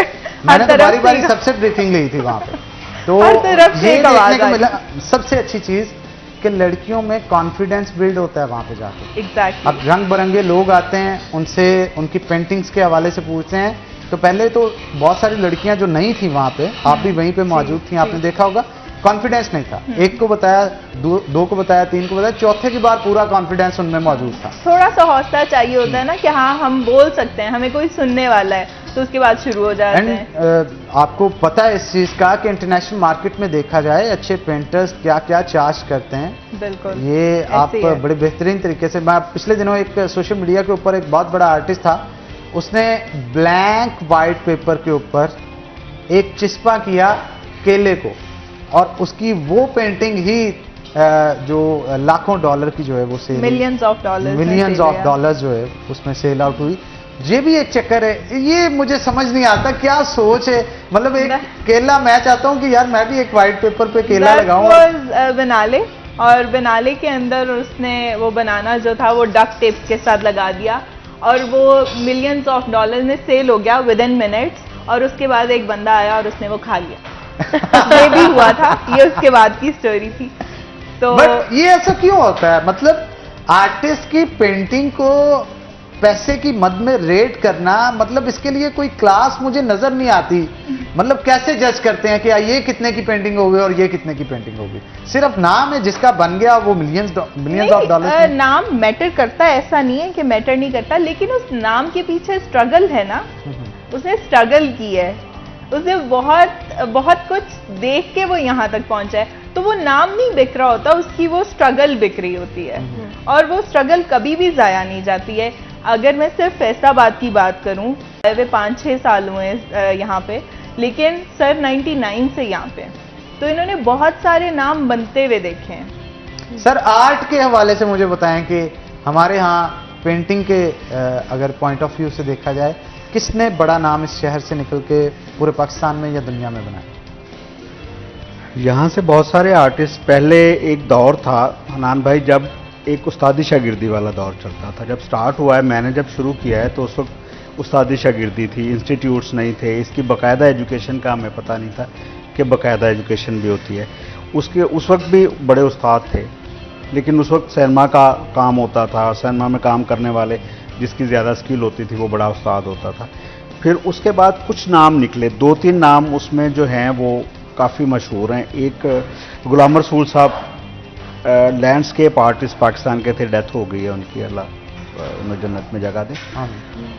मॉडर्न लैंडस्केप आर्टिस्ट, उनका काम बहुत खूबसूरत काम करते थे वो। तो बेसिकली वो फैसलाबाद से थे। इसके बाद वो बाहर गए, फ्रांस से पढ़ा, फिर उन्होंने पंजाब यूनिवर्सिटी में आके पढ़ाना शुरू कर दिया और उनकी जो ज़िंदगी है उनकी वो इस्लामाबाद में गुजरी है। फिर एक तारिक जावेद, मुझे पता चला एक कराची में आर्टिस्ट हैं, वाटर कलर का काम करते हैं, बेसिकली वो भी फैसलाबाद से हैं। तो इसके अलावा भी बहुत से नौजवान आर्टिस्ट हैं वो काम कर रहे हैं फैसलाबाद में। जो उस्ताद लोग काम कर रहे थे उनमें बहुत बड़े आर्टिस्ट हमारे थे, हाफिज़ अंजुम साहब, उनकी डेथ हो गई है पिछले साल। इस तरह और उस्तादों में नाम हैं अभी, इंस्टीट्यूट जो हैं वो 2000 के बाद शुरू हुए हैं, 2000 के बाद। तो उसमें से एक तो टीचर्स, पहले तो यहाँ पे क्वालिफाइड आर्टिस्ट का तो तस्वर ही नहीं था। जब वो इंस्टीट्यूट्स बने हैं तो क्वालिफाइड आर्टिस्ट आना शुरू हुए हैं। अब लाहौर से भी लोग यहाँ पे आके पढ़ा रहे हैं। फिर उससे आगे एक नई खेप, जैसे निदा ने कहा, वो निकल रही है।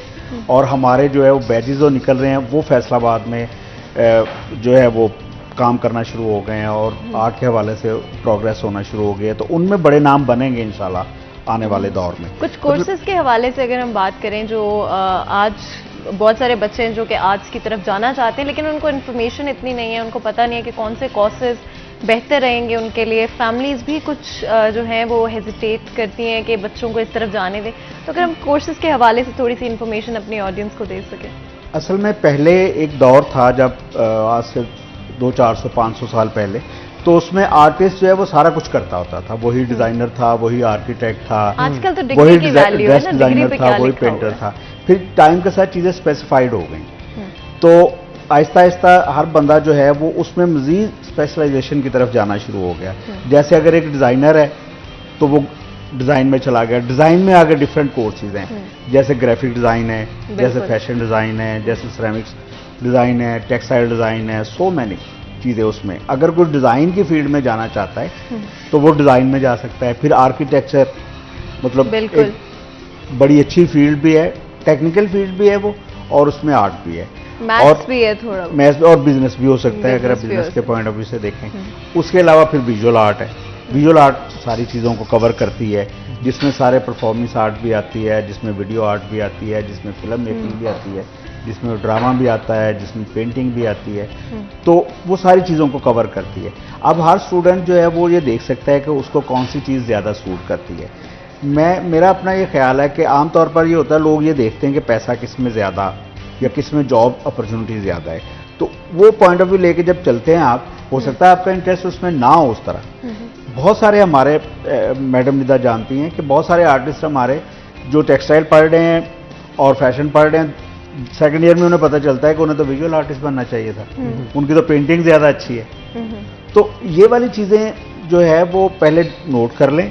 जो आपको अच्छा लगता है दिल से, जो आप समझते हैं कि आपको पसंद है, आप उसी में सक्सेसफुल होंगे। बाज़ औक़ात बच्चों को इल्म नहीं होता कि वो किस फील्ड में जाना चाहते हैं। उसके लिए कैरियर काउंसलिंग उसका टीचर या उसके माँ बाप बेहतर अंदाज में कर सकते हैं। अब इसके लिए हमारे यहाँ बहुत कमी पाई जाती है जी। अब अगर गवर्नमेंट स्कूल्स देखें तो वहाँ पे तो इस चीज़ का सिरे से कोई नामो निशान मौजूद नहीं है कि कैरियर काउंसलिंग है क्या। हाँ, अब कुछ प्राइवेट सेक्टर्स ने इस चीज़ के ऊपर काम करना शुरू किया है। पहले तो इसके हवाले से क्या कहेंगे जानेंगे, लेकिन एक छोटी सी ब्रेक के बाद, ब्रेक का वक्त हो गया है। तो नाज़रीन, यहाँ पे एक ब्रेक लेंगे, ब्रेक के बाद दोबारा हाजिर होंगे। कहीं मत जाइएगा, हमारे साथ रहिएगा।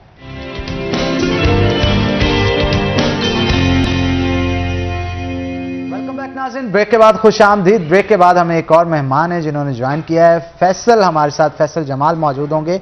इनका ताल्लुक स्टोरिया आर्ट गैलरी से है। तो जनाब, वेलकम करते हैं आपको शो के अंदर। फैसल भाई, सबसे पहले तो मुझे ये बताएं कि फैसलाबाद के अंदर जो आर्टिस्ट का ट्रेंड सेट अब होता चला जा रहा है, मुख्तलिफ एग्जीबिशंस लगवाई जा रही हैं, वो आर्टिस्ट जो अपना काम सालों साल घर में छुपा के बैठे थे, बाहर लाना शुरू हुआ और लोगों को पसंद भी आ रही हैं, परचेज भी की जा रही हैं बहुत सारी पेंटिंग्स। क्या कहेंगे इस हवाले से? अच्छी बात है, सोसाइटी में आर्ट प्रमोट हो रहा है। फैसलाबाद थोड़ा सा पीछे था बाकी शहरों से। कराची, लाहौर, इस्लामाबाद का कल्चर ऑलरेडी आर्ट कल्चर भी है, वहाँ पे आर्टिस्ट भी हैं, आर्ट अकेडमीज भी हैं, यूनिवर्सिटीज़ भी हैं। अब यहाँ पे सारी यूनिवर्सिटीज़ ने BFA देना शुरू कर दिया डिग्री। जो भी आगे टीम आएगी उनको फिर आगे फॉरम चाहिए बेचने के लिए भी, फिर उसी तरह कस्टमर भी कल्टीवेट होगा, आर्ट लवर्स भी बनेंगे और आर्टिस्ट भी लाजमी बात है कि अपना अच्छा काम करेंगे, एक तरतीब बन जाती है, एक फ्लो बन जाता है। अच्छा, अभी भी बहुत सारे लोग हैं वो ये कहते हैं कि बायर नहीं है यहाँ पे, बहुत सारे आर्टिस्ट हैं। इस हवाले से क्या कहेंगे? बायर कैसे बाहर निकाला जाए? इस चीज़ का जो शौक है जिन लोगों को, उनको मंजरे आम पे लाना भी एक बड़ा टास्क है। सबका अपना अपना टारगेट है, पूरा करें, सारे हिस्सा डालें। बायर तो एथोपिया में भी होता है आर्ट का, वो थर्ड वर्ल्ड कंट्रीज जहाँ पे कुछ नहीं होता वहाँ पे भी आर्ट होता है, तो बायर है। उस तक पहुँचना कैसे है? अपनी आवाज़ पहुँचाएं, आर्टिस्ट काम दिखाएं, जहाँ जहाँ पे जो हो सकता है आर्ट और कल्चर को लेके हमें उसको उजागर करना चाहिए।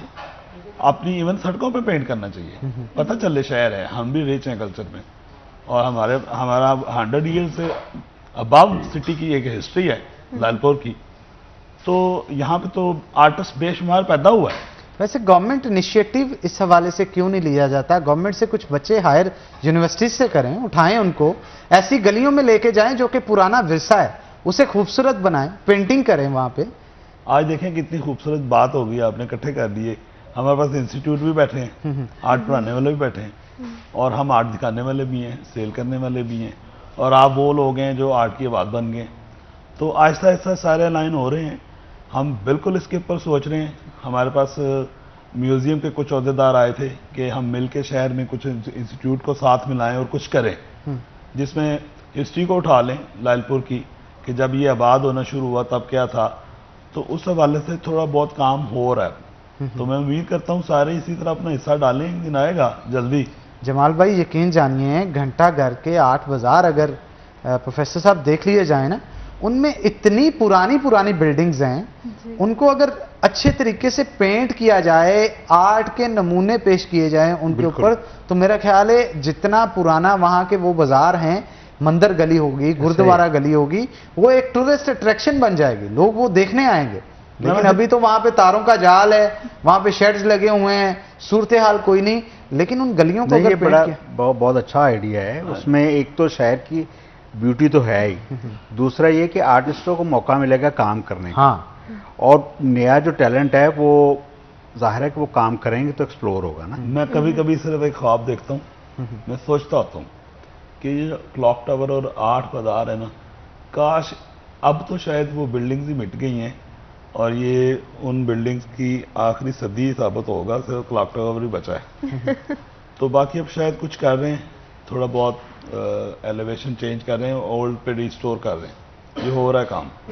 तो मैं सोचता था कि पेरिस की तरह ये 2 मंजिला वो सिख पीरियड की, गोरा पीरियड की बिल्डिंग्स रहती, इसमें सारी ओनली जो ना वो फूड स्ट्रीट्स होती, शॉपिंग होती, सिर्फ वॉक इन होता, ये रश, ये साइकिल, ये सूतर मंडियां ना होती। सर हम तो ये बार चीज़ का तो बार concept इंतजामिया नहीं को दुनिया हमारा जो ना वही सजेशन शहर देखने आती है। दे के थक गए हैं कि आप पूरी की पूरी पार्किंग को भी बाहर निकाल दें। अगर सपोज बाजार जितने खुले हैं, पूरी की पूरी पार्किंग बाहर हो, वहां पे पोनी घोड़े चल रहे हो, ठीक है ना, बाजारों के अंदर आपको जहां से एंटर होते हैं वहां से लेके घंटाघर चौक तक उतारने जा रहे हैं, खूबसूरत सी बगियां हो, एक अलग ही एटमॉस्फेयर बन जाता है। लेकिन ये हनान, पॉसिबल नहीं। आप देखें इस्तांबुल कितना पुराना है, और मैं वहां पे गया हूँ, वो पुरानी बिल्डिंग को तो छेड़ना हराम समझते हैं। पूरी दुनिया वहां पे आती है। 1600 साल पुरानी उन्होंने हाया सोफिया संभाली हुई है। हमसे 200 साल पुराना विरसा नहीं संभाला गया, हमने बर्बाद कर दिया, और वहां पे मल्टी स्टोरी सीमेंट कंक्रीट के जंगल बना दिए। ये इतनी खूबसूरत बिल्डिंग थी, और यहाँ पे आज पूरी दुनिया, पूरा ब्रिटिश इसको ऑन करने आता, यहाँ पे लोग फ्लाइट्स लेते, हमारा कल्चर देखने आते, और इसका रेवेन्यू का आइडिया भी नहीं आप कर सकते। ये स्टेप बाय स्टेप प्रोसेस है। आई थिंक कि अगर हम आर्ट की तरफ दोबारा आना शुरू हो गए, फिर से अवेयरनेस जो है जनरेट हो रही है लोगों के अंदर कि आर्ट कितना जरूरी है। सोचा तो जाए, बिल्कुल सोचना आज शुरू इतना करेंगे जरूरी है जितना डॉक्टर और इंजीनियर जरूरी है। बिल्कुल आप ठीक कह बिल्कुल, रहे और हैं। ये बहुत और जरूरी है। फैसलाबाद में सिर्फ एक जगह है जिसे यूटिलाइज किया जा रहा है आर्ट के हवाले से, और पुरानी बिल्डिंग के तौर पे वो भगत सिंह की हवेली है, वो भी एजाज विर्क के जनाब, उस बंदे ने बड़ा संभाला हुआ है, साकब विर्क उनका नाम है, उन्होंने बड़ी अच्छे तरीके से संभाला। सिख कम्युनिटी के ऑल ओवर द वर्ल्ड लोग वहां पे आते हैं और उसे देखने के लिए सिर्फ और सिर्फ। अगर वो एक मकान है सिर्फ, अगर इसी तरह आप पूरा का पूरे 8 बाजार सेव कर लें, तो मेरा ख्याल है बहुत सारी टूरिस्ट अट्रैक्शन जो है वो बन जाएगी। और उसमें फैसल भाई आपने वो देखा होगा जहांग बाजार में नुसरत फतेह अली खान साहब का घर है, उसको प्रिजर्व करना चाहिए था गवर्नमेंट। जनाब मैं पिछले दिनों गया, आपको मैं, आप नुसरत फतेह अली खान की बात कर रहे हैं, उनके घर को सीमेंट से लेप कर किया जा रहा है, वो मतलब उसको म्यूजियम बनाना चाहिए। एक मजे की बात और बताऊं, नुसरत फतेह अली घर से 4 घर छोड़े ना, क्या आपको इल्म है कि वहां पे अमिताभ बच्चन की मां का घर मौजूद है? ऐसा ही है। तेजी कौर का घर वहां पे मौजूद फैसलाबाद से बिलोंग था। और मैं देख के परेशान हुआ नाज़रीन, मैं वहां पे जब डॉक्यूमेंट्री बनाने गया, चंद दिन पहले ही कहते इस घर को डिमोलिश करके यहां पे एक पूरा प्लाजा खड़ा कर दिया गया, और पूरा प्लाजा खड़ा करने के लिए टास्क दिया गया था कि 2 महीनों के अंदर अंदर इसे कंप्लीट करें।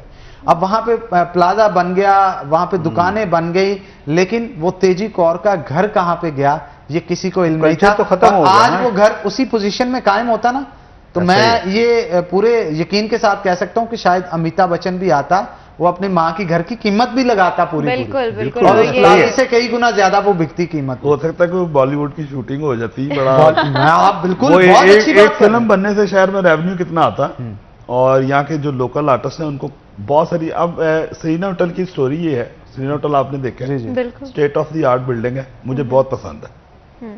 वो जब से बनी है फैसलाबाद की एक शान बन गई है, उसका आर्किटेक्चर सही मैनू में लायलपुर को रिप्रेजेंट करता है। क्लासिकल उन्होंने लाइन्स ही वो उठाई जो ये गुरु नानकपुरा संतपुरा के घर थे, जिनमें वो बरसाती नालों वाले घर, शेड और वो विंडो, फिर वो बड़ा मिक्स उन्होंने उसको किया, ब्रोकन के साथ इंटीरियर दिए, लैंप्स दिए, वो इतनी खूबसूरत बिल्डिंग है, शायद पाकिस्तान में दूसरी इस तरह की बिल्डिंग कोई और हो। अब उसको देखें ना, तो नेचुरल अट्रैक्शन है, ब्यूटी है, वो कभी पुरानी नहीं होगी।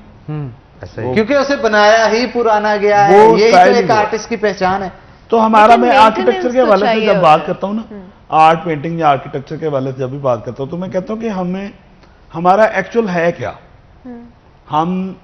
हमारा तो वो नहीं था जो कल्चर है विक्टोरिया का या फ्रेंच है या इटालियन है, या हम जो यहाँ पे बाद modern हुए तो हमारा एक अपना कल्चर था, पंजाब का, सिखों का। ब्रिटिश आए और उन्होंने काफ़ी सारी तमीरात की, हमें उसको लेके चल पड़ना चाहिए था। हमारे गांव की एक रसूमात थी, एक बंगड़ा, ये वो नज़र ही नहीं आता, वो मेले ठेले अब नज़र ही नहीं आते। मेंटेनेंस आई थिंक बहुत इंपॉर्टेंट होती है, बिल्डिंग्स हो जाएं, ये जो आपके स्पॉट्स होते हैं बहुत इंपॉर्टेंट। और यूरोपियन स्ट्रैटेजी देखें, अगर हम इंटरनेशनल स्ट्रैटेजी देखें, तो उनकी यही स्ट्रैटेजी रही है कि वो पुराना जो अपना आर्किटेक्चर था, जो उनके ट्रेडिशंस थे, जो एक हिस्ट्री थी, उन्होंने उसको हाईलाइट किया है थ्रू आउट उनका जो, चाहे आप लैंडस्केप देख लो, चाहे उनकी बिल्डिंग्स देख लो, चाहे वो इवन टूरिज्म के लिए प्रमोट करने के लिए इस तरह की बहुत सारी चीज़ें उन्होंने इस्तेमाल की हैं। टूरिज्म आप बहुत सब इस वक्त वेस्ट की बात करें, लेकिन अगर आप सिर्फ इंडिया को उठा के देख लें तो उन्होंने राजस्थान के जितने भी फोर्ट थे उनको प्रिजर्व करने के लिए उन्होंने ये किया कि वहाँ पे जो भी कोई मेन स्टेक होल्डर्स थे, उन्होंने कहा कि आप इसका 70% या 50% ले लें। 50% जो उनके ओनर है उनके पास है, 50% उन्होंने रिस्टोर करके उसको कोई ना कोई होटल बना दिया या इस तरह से, जिसकी वजह से उसकी मेंटेनेंस भी हो रही है, वहाँ पे रेवेन्यू भी जनरेट हो रहा है और लोग भी जा रहे हैं। और बाहर से कितनी अच्छी information है ये। बिल्कुल। अब और हमारे उससे यहाँ पे किले बर्बाद हो रहे हैं। और हमारे पास हमारा कितनी सारी प्रॉब्लम जगह है। ये है ना कि यहाँ पे रिस्टोरेशन, आर्ट रिस्टोरेशन पे बात नहीं की गई है, Preservation नहीं क्योंकि की जा रही। आर्ट रिस्टोरेशन ना तो यहाँ पे पढ़ाया जाता है, ना उसके बारे में बात की जाती है। ये प्रॉपर डिग्री है जो कि वेस्ट ने प्रमोट की, और क्योंकि उनको उस इम्पोर्टेंस का पता है। आप लोग इस वक्त फोर्ट वगैरह की बात करें, पाकिस्तान में कितने म्यूजियम्स हैं और उन म्यूजियम्स की कितनी मेंटेनेंस और होती उनकी है। हालत बिल्कुल, क्या इस है पर आज? मजीद गुफ्तगू गवर्नमेंट करेंगे, लेकिन एक छोटी सी ब्रेक के बाद, ब्रेक का वक्त हो गया है, तो नाज़रीन यहाँ पे एक ब्रेक लेंगे, ब्रेक के बाद दोबारा हाजिर होते हैं। कहीं मत जाइएगा, हमारे साथ रहिएगा।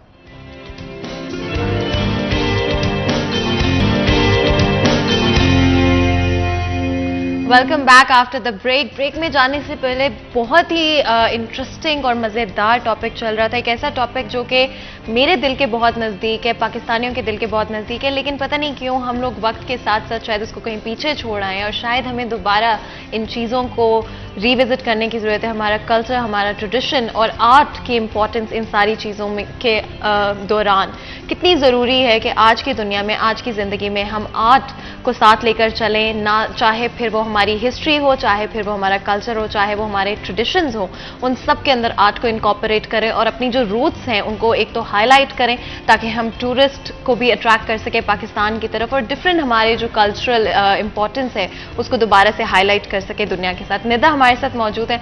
निदा, हम ब्रेक में जाने से पहले बात कर रहे थे किस तरह से इतनी हमारी हिस्टोरिक जो जगह हैं उनको पाकिस्तान के अंदर उस तरह से यूटिलाइज नहीं किया जा रहा जिस तरह से यूटिलाइज करना चाहिए। तो कुछ ऐसी जगह पाकिस्तान के अंदर जिनको अगर हम चाहें तो tourist attraction possibly in the future बना सकते हैं, आपके माइंड में अगर कोई हो? वॉल्ड सिटी में फिर भी काम हो रहा है। वॉल्ड सिटी एक मेन लाहौर वॉल्ड सिटी, और बिल्कुल, अभी लाहौर वॉल्ड सिटी के अंदर उन्होंने जो एक काम किया, जब आप पहले बात कर रहे थे तो मुझे ख्याल आ रहा था, लेकिन मैंने खैर इंटरप्ट नहीं किया। लाहौर वॉल्ड सिटी में दिल्ली दरवाजे से एंटर होना तो वजीर खान मस्जिद के बाद के एंट्रेंस पे लेफ्ट साइड पे एक गली आती है। अभी पिछले दिनों कोई 1-2 हफ्ते पहले उन्होंने उसको रेनोवेट किया और उसको सारा पेंट किया। वो इतनी खूबसूरत है कि उसको देखने के बाद जो आप इस्तांबुल की बात कर रहे थे, आप उधर की गलियां उठा के देख लें, आप कहेंगे कि ये शायद लाहौर नहीं है या फैसलाबाद पाकिस्तान नहीं है। इसी तरह हमारा लाहौर के अलावा फैसलाबाद के अंदर जैसे हम बात कर रहे थे, और इवन कराची के अंदर, इवन कराची जैसे सिटी को मैडम नहीं अगर हम preserve कलर किया कहार गया। की बात करें, सवात की बात करें, सवात में मोहनजोदड़ो वाली जगह की सवात बात में करें, बहुत रिच कल्चर है। हम पोर्ट्रे नहीं कर Even पा रहे उसको दुनिया के सामने। एक लंबे अरसे तक बलोचिस्तान को इग्नोर किया गया है। अब बलोचिस्तान को थोड़ा सा फोकस में किया गया है गवादर की वजह से, लेकिन उस पूरे एरिया के अंदर इतने छोटे छोटे से आपके मेजर फोर्ट्स हैं, क्योंकि एक इतना लंबा अरसा गुजरा है इस लैंड का। मैं एक छोटी सी डिस्कशन करना चाहूंगा इस चीज पे, वो ये है कि वैल्यू एडिशन किसी भी चीज की बहुत इंपॉर्टेंट चीज होती है। हमारे यहाँ अगर कपास तो एक्सपोर्ट का रेट और होता है, और अगर वैल्यू एडिशन के बगैर हम सिर्फ कपास भेजें तो उससे जनरेशन मनी की जो है वो और होती है। इसी तरह इसी फील्ड के अंदर अगर देखा जाए वैल्यू एडिशन ये कटास राजो टेम्पल है उसका जो किला है, या इसके अलावा मोहनजोदड़ो जो है, या बहुत सारी बीचेस हमारे यहाँ मौजूद हैं। हम लोग खास तौर पे खाना खाने के लिए ना मुनाल का रुख पता क्यों करते हैं? लोकेशन बहुत अच्छी है। लोग सिर्फ और सिर्फ फैसलाबाद से मुनाल खाना खाने जाते हैं जस्ट फॉर लोकेशन। अगर इसी तरह से वैल्यू एडिशन इन जगहों पे की जाए, गवर्नमेंट के ताउन के साथ कोई अनोखे से रेस्टोरेंट्स बना दिए जाएं जिनकी अपनी स्पेशलिटीज हों। अब उस तारीखी मुकाम पे बैठ के जहां पे मध्यम मध्यम सी लाइट के साथ एक शख्स डिनर करना चाहे, एक ऐसा अच्छा एटमॉस्फेयर मिले, तो वर्ल्ड वाइड जैसे ग्वादर का हमारा स्टेडियम पॉपुलर हुआ है ना, वो रेस्टोरेंट्स भी पॉपुलर हो सकते हैं, और उससे कितनी इनकम हमारी गवर्नमेंट जनरेट कर सकती है इमेजिन भी नहीं किया जा सकता। तो जमाल साहब, आप इस हवाले से क्या कहेंगे? मेरी सजेशन है गवर्नमेंट को भी, उन बड़ों को भी, इस शहर के बड़ों को भी, जिनकी ये जिम्मेदारी है। बहुत दफा देखा मैंने, इन्होंने राउंड अबाउट पे चौकों में बड़े पैसे लगाए हैं। जैसे स्टेशन चौक के बाहर एक वो किसी चाय की कंपनी ब्रांडिंग की है, तो जितने बजट में ये सारी चीजें कर रहे हैं, इसमें कोई कल्चरल जो ना वो मोन्यूमेंट बन जाए, ठीक है, इसके सराउंडिंग में छोटी मोटी चीजें बन जाएं, कॉफी शॉप्स बन जाएं। इसी तरह अगर आप हुंजा जाएं, हुंजा वालों ने अपनी कोई चीज नहीं छेड़ते, अपने कल्चर से नहीं निकलते और अपने असल के पास रहते हैं। तो हमें क्या फैसिनेट करता है जाके वहां पे? उनका कल्चर, उनका लिविंग, उनका कल्चर, उनके खाने के वो स्टाइल। तो आप दुनिया में कहीं भी चले जाएं, जो लोग अपने असल से, अपने कल्चर से जुड़े रहते हैं, वो दूसरी दुनिया के लिए अट्रैक्शन का बायस करते हैं। हमारे यहाँ ये भी अलमिया है ना कि हम वेस्ट को अडॉप्ट करने की कोशिश करते हैं, अडॉप्ट नहीं करते। हनान, हम इनके रोमांस में हैं, गोरा यहाँ पर रह के गया है, तो हम वहां उससे निकल नहीं पा रहे अंदर से। हम बलाती चीजों में बड़े शौकीन है। आप 200 साल कॉलोनाइज रहे हैं, ठीक है, तो अभी आपका वो जो कॉलोनियल एस्पेक्ट है ना, आप उससे नहीं निकल सकते, और आप थ्रू आउट जनरेशन आप इसमें रहेंगे। हमने उसमें जिया है, आगे हम अपने बच्चों को वो ट्रांसफर करेंगे। साइकोलॉजिकल फैक्टर यहाँ पे देखें कि एक शख्स जो जरूरतमंद आएगा ना, वो किसी शॉप से कोई समोसा लेगा, उससे पैसे लिए बगैर नहीं वो देगा। अगर एक गोरा आ जाए ना तो तस्लीम कर लिया जाता है, हाँ मेहमान नवाजी आप करें, बहुत अच्छी चीज है। लेकिन एक साइकोलॉजिकल फैक्टर आप इसमें देखें कि गोरे वो वहां पे चाहे कुछ भी कर रहा हो, उसकी माशरे में कोई इज्जत ना हो, लेकिन यहां पे उसे पूरा उठा दिया जाता है।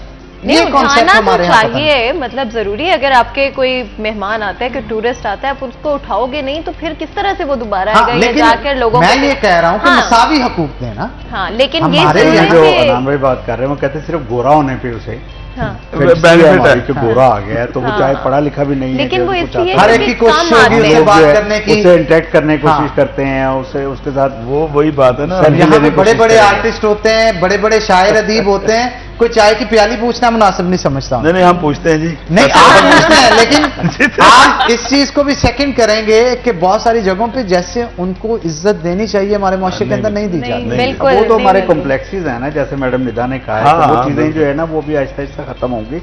अब देखें कि इंग्लिश मीडियम में जो हम पढ़ रहे हैं, हमारे बच्चे जो हम चाह रहे को इंग्लिश ही बोल रहे हैं, अगर कोई उर्दू बोल रहा है तो वो समझते हैं यार ये तो, यार मैं ये हैरान हूँ इसको तो उर्दू आते कुछ बोलना नहीं। शायद अब बच्चों ने तौहीन समझ शुरू कर दी है।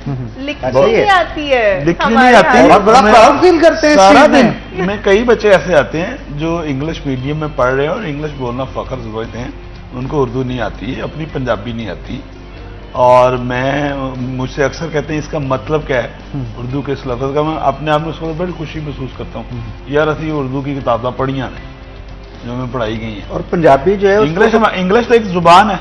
आप सही है। मुझे ये बताएं कि उर्दू में आज इंजीनियरिंग दे दें, मैं आपको 10,000 इंजीनियर दे देता हूँ। और बेहतरीन इंजीनियर ठीक है, पूरे कायदे वाले इंजीनियर देता हूँ, 1 साल को इनका इंग्लिश का लैंग्वेज कोर्स भी करवा देंगे, पर इंग्लिश बोलें।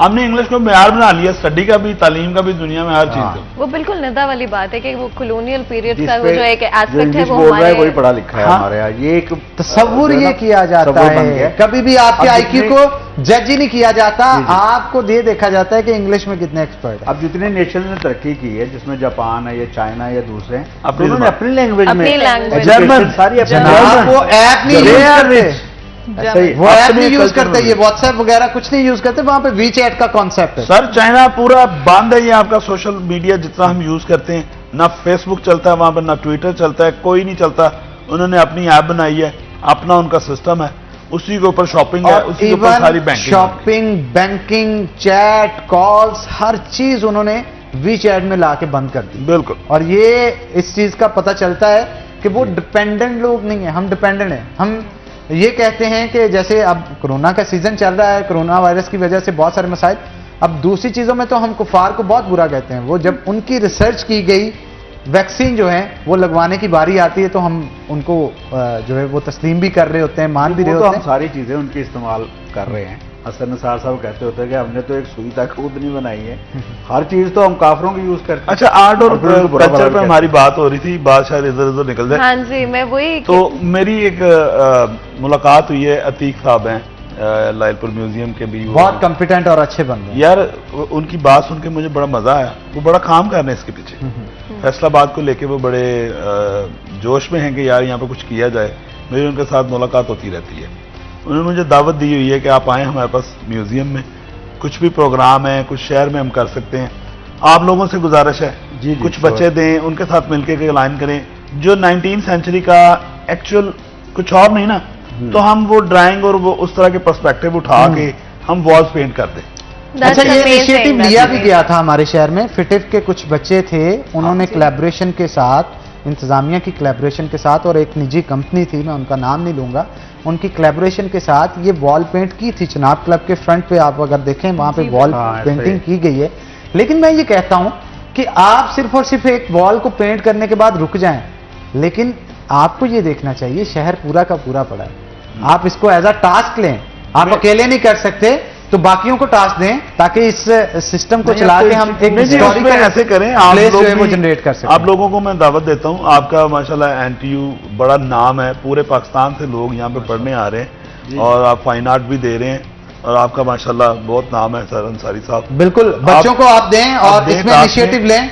मैं वक्त कोशिश क्योंकि करता कम है जमाल साहब, तो हम तो यही कहेंगे कि आप लाजमी तौर पे इसमें इनिशिएटिव लें, इस पे एक मीटिंग भी जो है वो जनरेट करें। बिल्कुल, तो बहुत इंशाल्लाह। शुक्रिया आपका आज के शो में आने के Thank लिए। you, प्रोफेसर साहब आपका बहुत बहुत शुक्रिया, निदा आपका भी Thank you बहुत very शुक्रिया। much। तो इसी के साथ नाज़रीन आज के प्रोग्राम से अपने मेजबान हन्नान बुखारी और फातिमा नासिर को इजाजत दें। अपना बहुत बहुत ख्याल रखें। हम मिलेंगे आपसे अगली दफा। तब तक के लिए अल्लाह हाफिज।